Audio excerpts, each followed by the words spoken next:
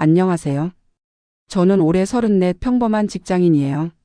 사연을 쓰면서도 손이 덜덜 떨리네요. 이 이야기는 제가 한동안 누구에게도 말하지 못했던 말할 수 없었던 이야기예요. 왜냐하면 이 사연의 주인공이 바로 제 언니와 형부였거든요. 저는 자매 중 막내예요. 위로 5살 차이 나는 언니가 있고 우리는 아주 친한 사이였어요.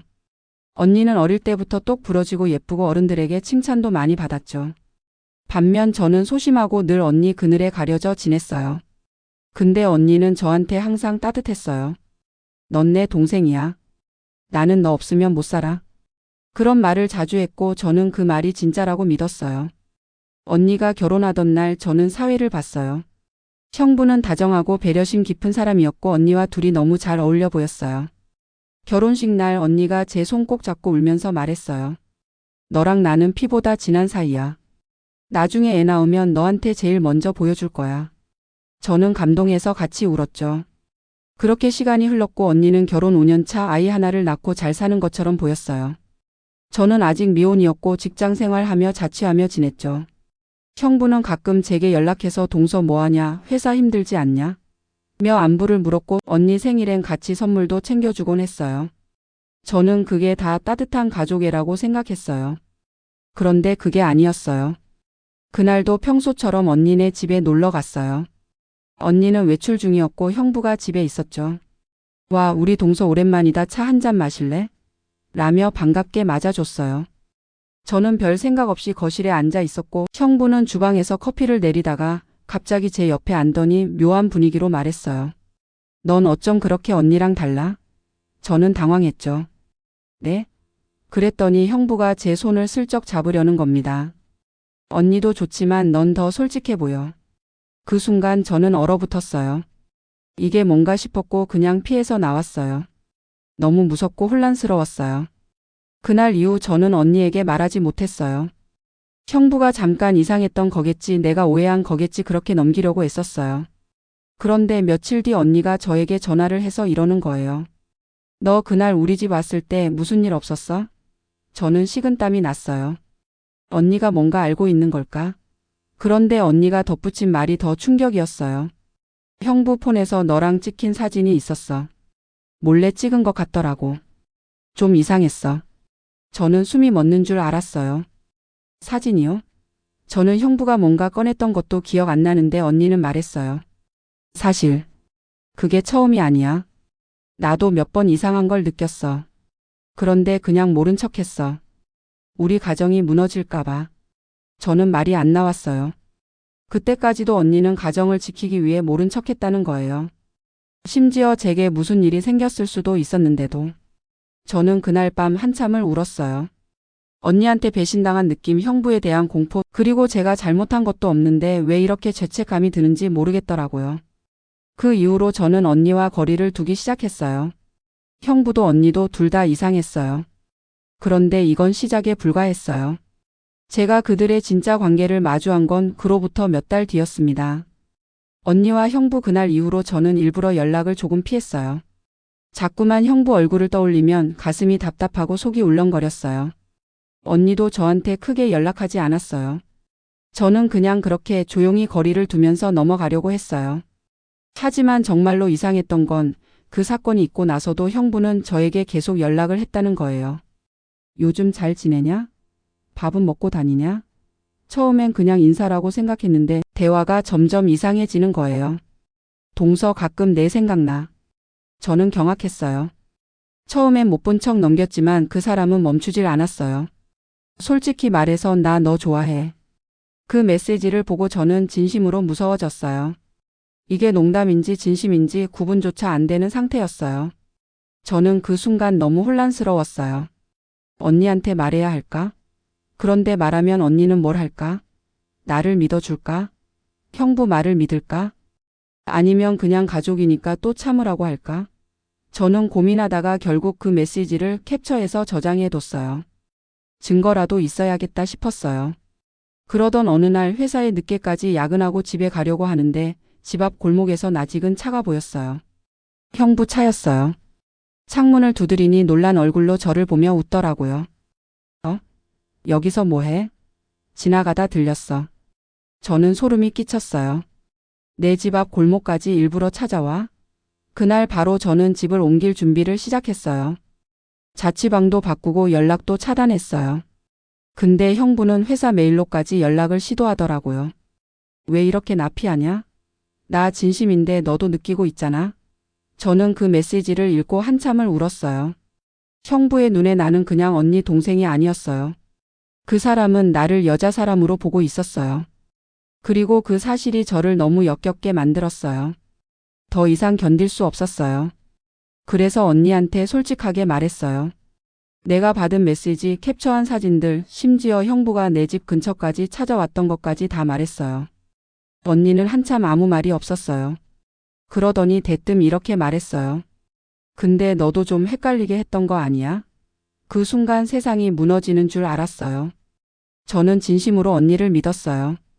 내 편이 되어줄 거라고. 근데 언니는 나를 의심했어요. 형부가 그럴 사람이 아니야. 우리의 아빠야. 너가 혹시라도 오해하게 만들진 않았어? 저는 그때 느꼈어요. 이 사람들은 내가 아무리 진실을 얘기해도 안 믿을 사람들이라는 걸. 그리고 언니는 그 다음날 나한테 이런 메시지를 보냈어요. 나는 우리 가정 지키고 싶어. 그러니까 너도 조금 참아주면 안 될까?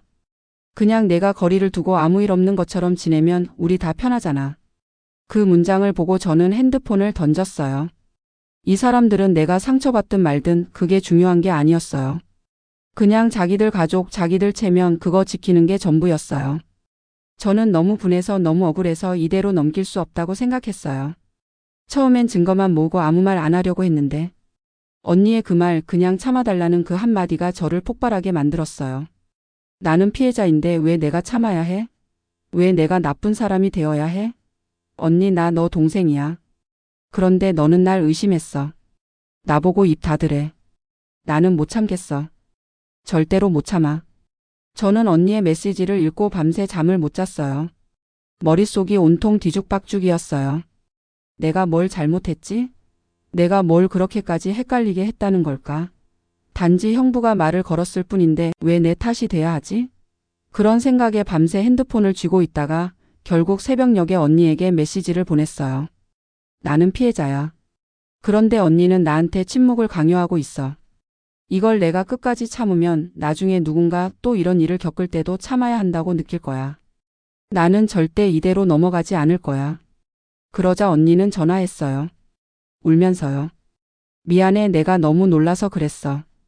근데 나는 진짜 가정이 무너질까봐 무서워. 우리 애가 아직 너무 어리고 엄마도 이 사실 알게 되면 충격 받으실 거고. 전 한숨이 나왔어요. 언니가 하는 말은 이해는 갔지만 그건 언니의 사정이었어요. 나는요? 나는 계속 악몽을 꾸고 누가 문만 두드려도 놀라고 사람을 못 믿게 됐어요. 나는 멀쩡한 일상을 잃었는데 언니는 자기 가정을 지키고 싶다고 말하잖아요. 저는 그 순간 정했어요.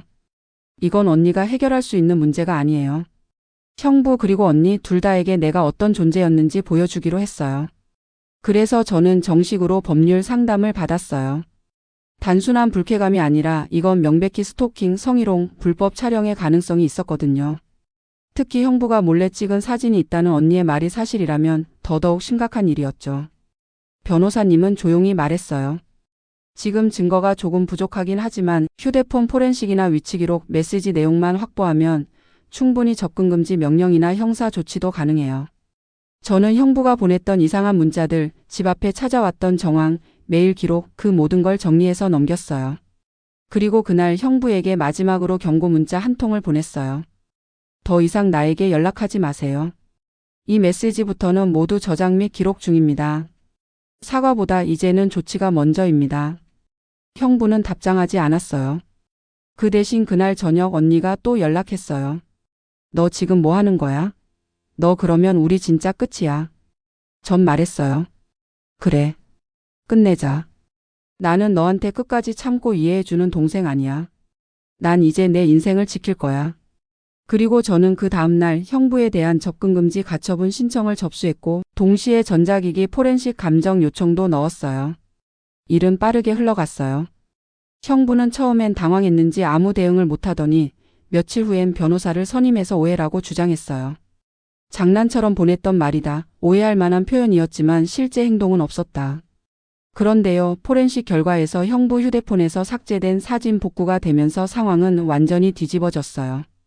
거기엔 제가 커피를 마시며 앉아있던 모습, 옆모습, 뒷모습, 심지어 제 방 근처를 멀리서 찍은 사진까지 있었습니다. 몰래 찍힌 사진들. 누가 봐도 이상한 각도와 의도로 찍힌 사진이었어요. 그 사진들은 증거로 제출되었고 형부는 이제 그냥 예쁘게 보여서 찍은 것뿐이라는 말도 못하게 되었어요. 저는 형사 고소를 정식으로 진행했습니다. 형부는 다급해졌고 그제야 언니가 다시 찾아왔어요. 정말 그렇게까지 가야 돼? 너 진짜 우리 가족 다 부숴버릴 거야? 저는 조용히 말했어요. 나는 이미 부서졌어. 언니가 모른 척한 순간 우리 사이도 나도 다 무너졌어. 그제서야 언니는 울기 시작했어요. 진심인지 죄책감 때문인지 모르겠지만 저에게 이렇게 말했어요. 그래도 마지막 부탁이야. 언니를 원망해도 좋아.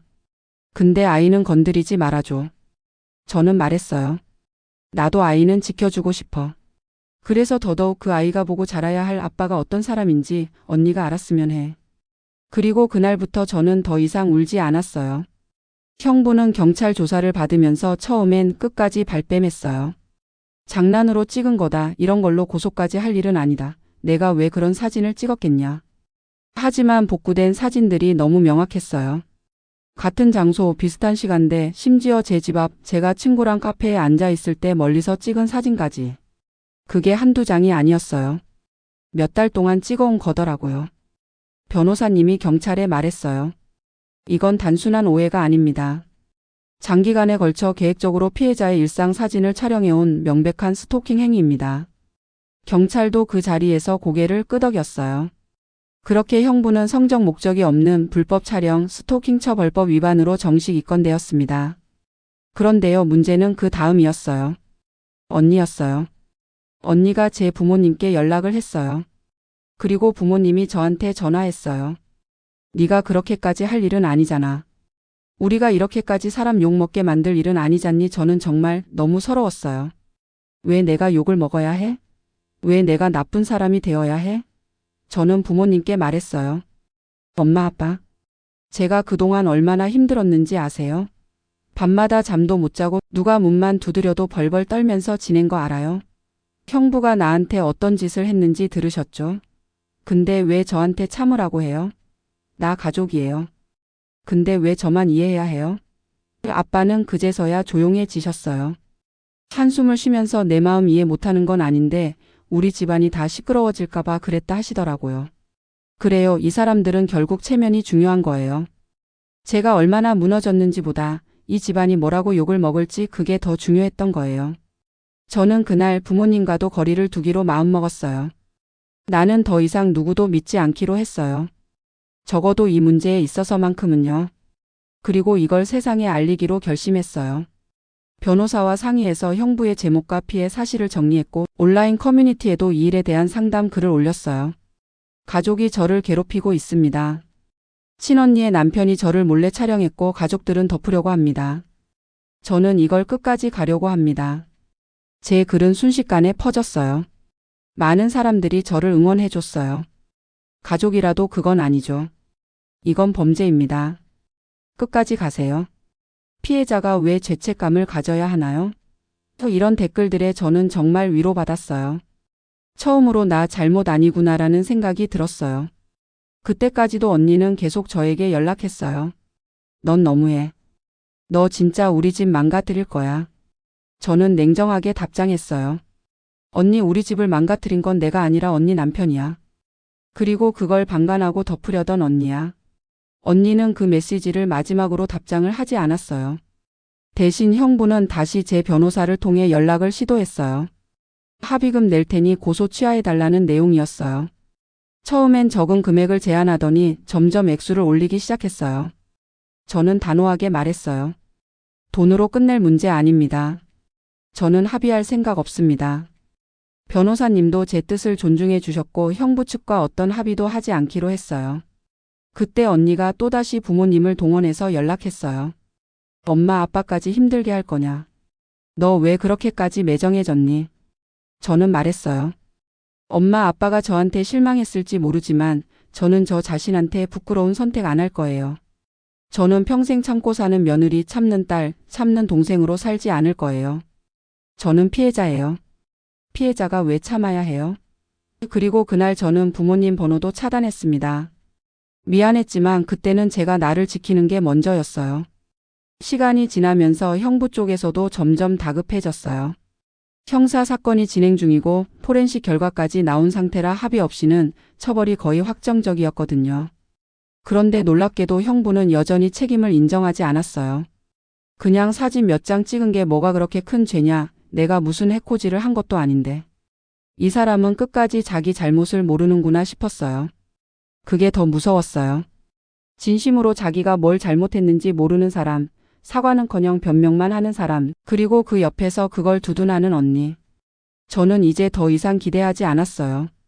한때 그렇게 의지했던 언니지만 이제는 그저 형부의 편에 선 사람일 뿐이었어요. 그리고 경찰 조사 결과 추가로 복구된 사진 중엔 형부가 밤에 우리 집 근처를 배회하며 찍은 CCTV 캡처본도 있었어요. 완전히 스토킹이었어요. 경찰은 그 부분을 추가로 확인했고 변호사도 이건 이제 빠져나갈 수 없는 수준이라고 말했어요.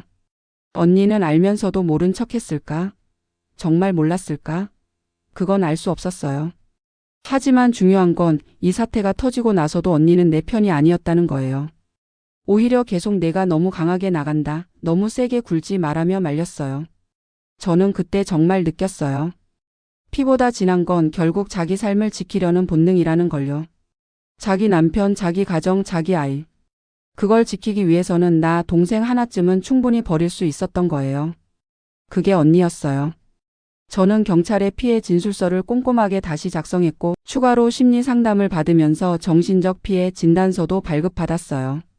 이런 사건에서는 가해자의 말보다 피해자의 진술과 증거가 훨씬 중요했거든요. 그 과정도 너무 힘들었어요. 뭘 묻기만 해도 눈물이 나오고 나 자신이 너무 더럽혀진 느낌이 들고 친구 얼굴조차 제대로 못 쳐다보겠더라고요. 하지만 저는 그 모든 과정을 기록했고 참아냈어요. 절대로 이대로 끝낼 수 없었어요. 이건 나 자신과의 싸움이었어요. 그 사람들에게 이게 단순한 가족 싸움이 아니라는 걸 보여주고 싶었어요. 저는 그렇게 고소를 유지했고 사건은 검찰 송치로 넘어갔어요. 그리고 언니 쪽에서 또다시 연락이 왔어요. 이번엔 엄마를 내세우지 않고 직접 전화를 했더라고요.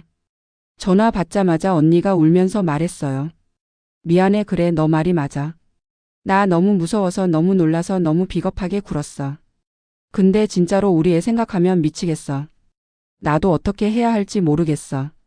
그 말을 듣는데 솔직히 너무 슬펐어요. 내가 원했던 사과였지만 동시에 너무 늦었고 너무 뒤틀려 있었어요. 저는 말했어요. 언니, 나도 알아. 애가 제일 걱정되는 거. 그래서 나도 처음엔 말 안 하려고 했어. 근데 언니가 나한테 뭐라고 했는지 기억나? 참아달라고 했잖아. 나는 그때 완전히 무너졌어. 언니가 나한테 그 말 안 했으면 난 이렇게까지 안 했을 수도 있어. 언니는 계속 울었어요. 내가 미안해, 내가 잘못했어. 진짜 미안해. 하지만 저는 그 울음 속에서도 느꼈어요. 언니가 정말 자기 잘못을 인정한 걸까? 아니면 그저 형부가 감옥 가게 생겼으니까 두려운 걸까? 솔직히 구분이 안 갔어요. 그때까지도 언니는 형부가 그럴 사람 아니다. 너가 너무 예민하게 받아들인 거다 같은 말을 계속 했었으니까요. 이미 언니에 대한 신뢰는 무너질 대로 무너졌어요. 그래서 저는 그냥 조용히 말했어요. 언니, 나도 애 걱정돼. 하지만 내가 참으면 이 아이가 그걸 보고 뭘 배울까? 나중에 누군가 이 아이를 괴롭혔을 때 가만히 있어라, 참아라 그런 말 들으면 그게 옳다고 느낄까봐 난 그게 더 무서워. 언니는 아무 말도 못했어요. 그날 이후로 언니와 저는 완전히 연락을 끊었어요. 그리고 저는 사건이 진행되는 동안 모든 연락을 변호사 통해서만 받았어요. 더 이상 언니의 감정에 휘둘리지 않기로 했어요. 이제 남은 건 법의 판단이었어요. 시간이 흘렀고 드디어 검찰의 판단이 나왔습니다. 형부는 불법 촬영 혐의와 스토킹 처벌법 위반 혐의로 정식 기소되었고 재판 일정도 잡혔어요. 그리고 그 재판장에서 저는 직접 증인으로 섰습니다. 솔직히 너무 떨렸어요. 법정에 선다는 게 이렇게 무섭고 떨리는 일인 줄 몰랐어요. 그런데 내가 여기까지 왔다는 게, 그리고 내 발로 직접 서 있다는 게 너무 감격스러웠어요. 판사님이 묻더라고요. 이 피고인이 촬영한 사진이 당신에게 어떤 영향을 끼쳤습니까? 저는 숨을 고르고 말했어요. 저는 그 이후로 매일 악몽을 꿨습니다. 혼자 길을 걷는 게 무서웠고 누군가 쳐다보는 느낌만 들어도 떨렸어요. 제 일상이 망가졌고 인간관계도 끊어졌고 제 자신에 대한 믿음도 사라졌어요. 방청석은 조용했고 저는 끝까지 울지 않으려고 버텼어요. 형부는 고개를 숙이고 있었고 언니는 오지 않았어요. 나와 함께 그 모든 시간을 공유했던 사람이 결국 그 자리에 없다는 게 씁쓸했지만 동시에 깨달았어요. 나는 이제 그 누구에게도 의지하지 않고 내 인생을 내가 지키겠다고. 그날 재판 결과가 바로 나오진 않았지만 변호사님은 말했어요. 이 정도면 실형 나올 확률도 있어요. 최소 집행유예는 확실하고요. 그리고 며칠 뒤 형부에게 징역 1년 6개월, 집행유예 3년, 그리고 접근금지 명령 2년이 떨어졌습니다. 저는 박수를 치고 싶었어요. 진심으로. 세상이 내 편이 되어준 것 같았고 그동안 억울하고 무섭고 무너졌던 내 마음이 조금은 복구되는 느낌이었어요. 민사소송도 따로 진행됐고 위자료와 정신적 피해 보상으로 총 3,500만 원 지급 판결을 받았어요. 저는 그 돈이 전혀 중요하지 않았어요. 그보다는 내가 끝까지 싸웠고 결국 이겼다는 그 사실이 중요했어요. 그 후 저는 조용히 제 일상으로 돌아갔어요. 언니와는 여전히 연락하지 않고 있어요. 그 사이 언니는 아이와 함께 친정에 잠깐 들렀다가 다시 조용히 이사 갔다는 소문만 들었어요. 그리고 저한테 어떤 연락도 없었어요. 처음엔 섭섭했지만 지금은 괜찮아요. 언니도 자기 인생을 살겠죠. 다만 나는 내가 나를 지킨 걸로 충분해요. 요즘 저는 사람을 만나는 게 다시 조금씩 편해지고 있어요. 상담도 꾸준히 받고 있고